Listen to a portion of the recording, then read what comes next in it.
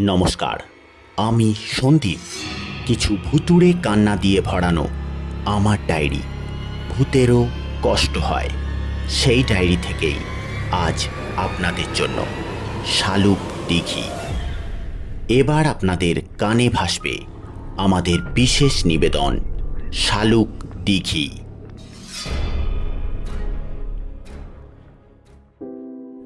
সময়টা ঠিক বৈশাখের আধা-আধি। প্রচণ্ড গরম, এক ফোঁটা বৃষ্টির দেখা নেই।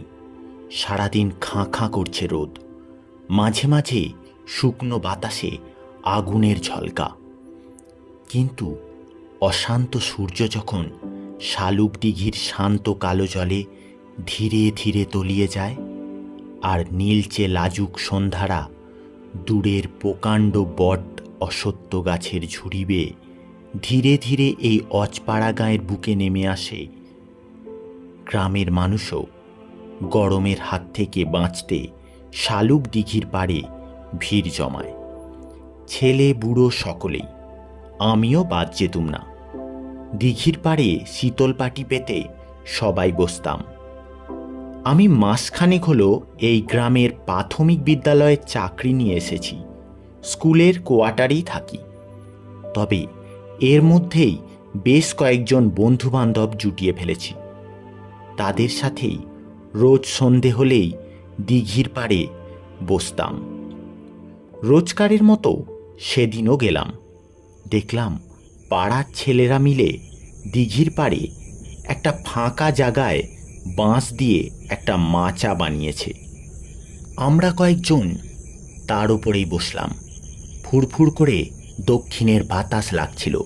শালুক দিঘির ওপর দিয়ে সেই বাতাস এসে গায়ের ওপরে লাগছিল। বেশ ঠান্ডা ঠান্ডা, তবে এতটা ঠান্ডা নয় যে শরীরটা কাঁপিয়ে দিতে পারে। কিন্তু আমার শরীরটা কেমন একটু ঝাঁকার দিয়ে উঠল, গায়ের লোমগুলোও খাড়া হয়ে উঠল। আমি ব্যাপারটাকে অতটা গুরুত্ব দিলাম না।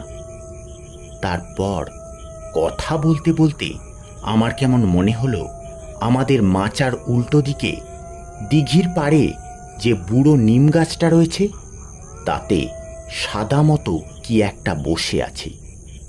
অমনি আমার গোটা শরীরটা আবার ঝাঁকার দিয়ে উঠল। আমি ভালো করে তাকালাম, কিন্তু কিছুই দেখতে পেলাম না। তবে তারপর থেকে শরীরটা কেমন হালকা হালকা মনে হতে লাগলো। দক্ষিণের বাতাসের সঙ্গে একরাশ গা ছমছমে ভাব আমার গোটা শরীরটাকে গ্রাস করে নিল। আর কেবলই মনে হতে লাগলো, আমরা ছাড়াও অন্ধকারের আড়ালে আরও কয়েকজন আছে। এক দৃষ্টে তারা যেন আমার দিকে তাকিয়ে আছে। বোবা অন্ধকার যেন কিছু বলবে বলবে করছে, কিন্তু বলছে না। আমি আর বসে থাকতে পারলুম না।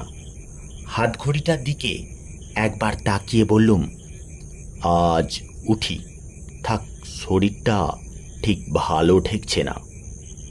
ঘড়িতে তখন 9:30 বাজে।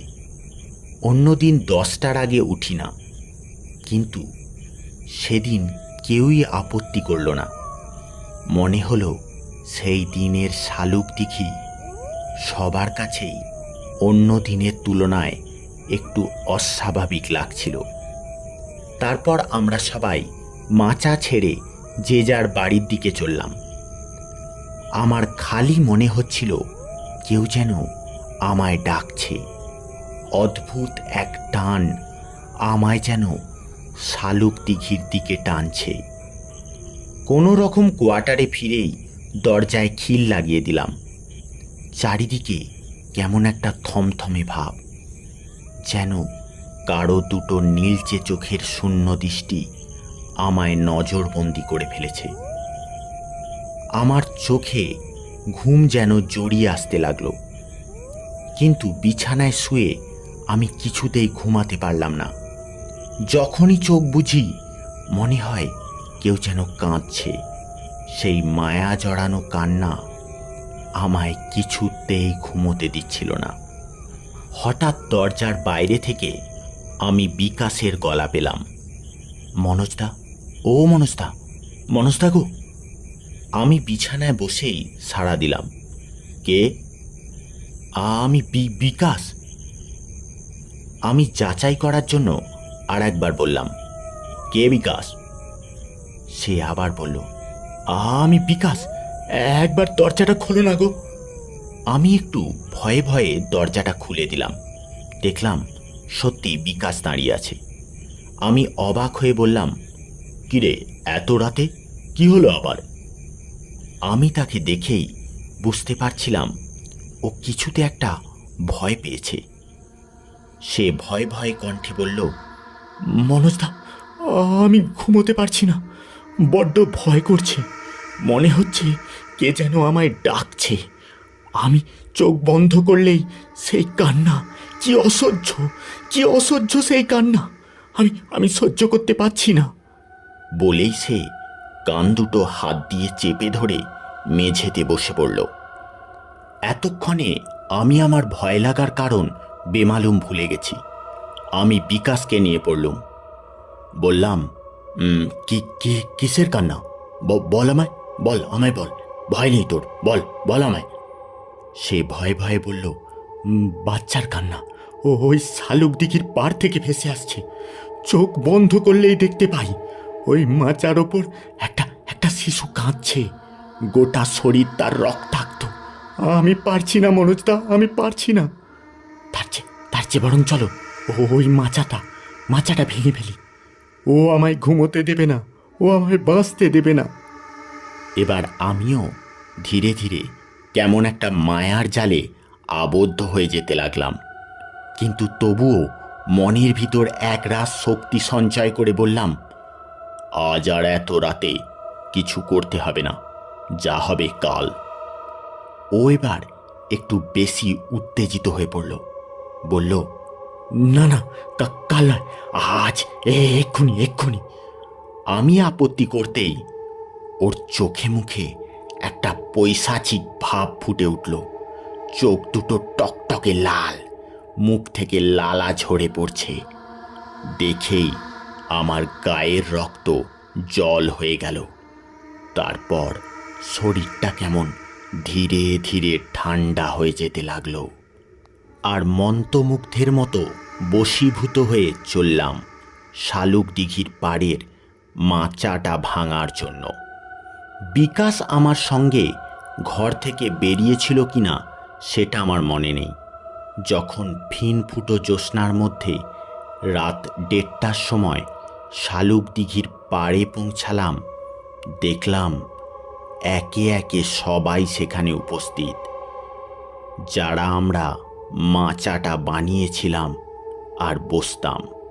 কিন্তু কারো মুখে কোনো কথা নেই। সবাই যেন এক একটা নির্জীব পাথর, দেহ যেন আমাদের নিজেদের বশে নেই।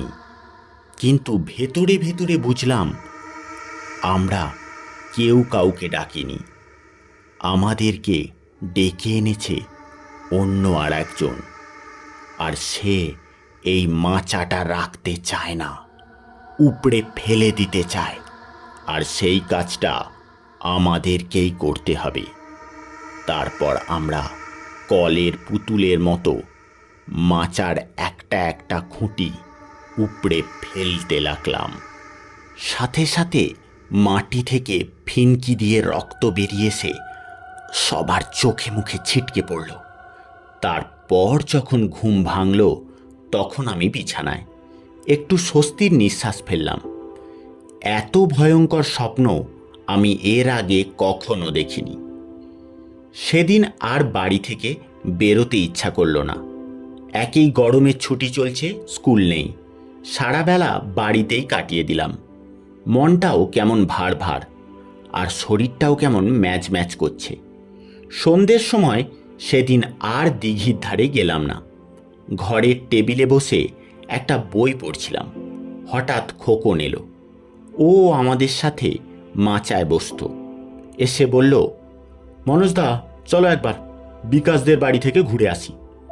বিকাশের নাকি কাল রাত থেকে খুব জ্বর। মধু আর দীপুও যাচ্ছে, তাই তোমাকে ডাকতে এলাম। আমিও ওদের সাথে বিকাশদের বাড়ি গেলাম। বিকাশের মা কথায় কথায় বলল, কাল রাতের দিকে বিকাশ নাকি কোথায় বেরিয়েছিল, ফিরে এসেই ওর নাকি ধুম জ্বর। শুনেই আমার মুখ ফ্যাকাশে হয়ে গেল, আর সবার মুখের দিকে তাকাতেই বুঝলাম সবার অবস্থাই একই রকম।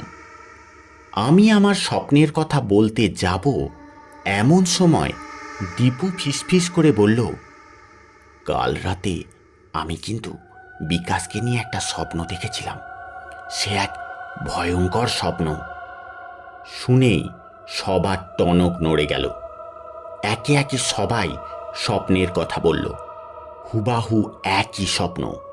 সবাই মিলে ছুটলাম শালুক দিঘির পাড়ে, সেই মাচার কাছে। কিন্তু কোথায় মাচা? মাচার চিহ্ন অবধি নেই। নীলচে জ্যোৎস্নার আলোয় সবাই মিলে চারিদিকটা দেখলাম। কোনো অস্বাভাবিকতা নেই, শুধু মাচাটা উধাও। হঠাৎ অন্ধকারের মধ্যে জেলে পাড়ার রামু জেলে ছিপ হাতে দিঘির পাড়ে বসেছিল। আমাদেরকে দেখতে পেয়ে হঠাৎ সে মাছ ধরতে ধরতে বলল, মাছা খান গেছে তো, ঠিক হয়েছে। মাছা করার আর জায়গা পেলেনি, হেতায় মাছা করতে এসছে, ঠিক হয়েছে। আমি বললাম, কেন, এখানে মাচা করলে কি হবে?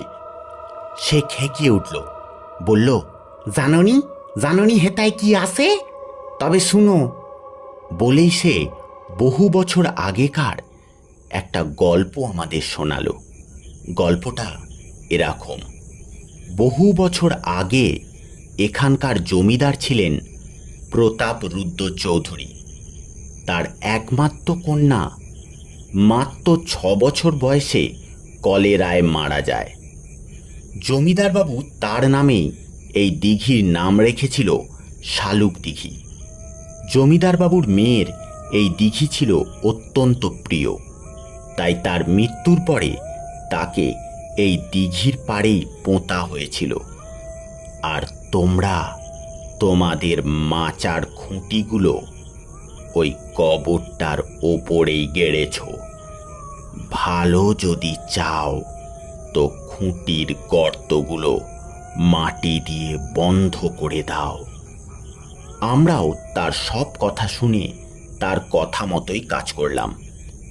গর্ত বন্ধ করতে করতে দীপু বলল, কই, এমন কথা তো আর কারো মুখে শুনিনি, তুমি জানলে কি করে? সে বলল, আমার বয়সটা কি কম হলো নাকি? বলেই সে মুখটা ঘোরালো। সে মুখ দেখলে গায়ের রক্ত বরফ হয়ে যায়। সে মুখে এক ফোঁটাও মাংস নেই, শুধু হাড়। চোখের কোঠর দুটোতে লাল কয়লার টুকরো দাউ দাউ করে জ্বলছে।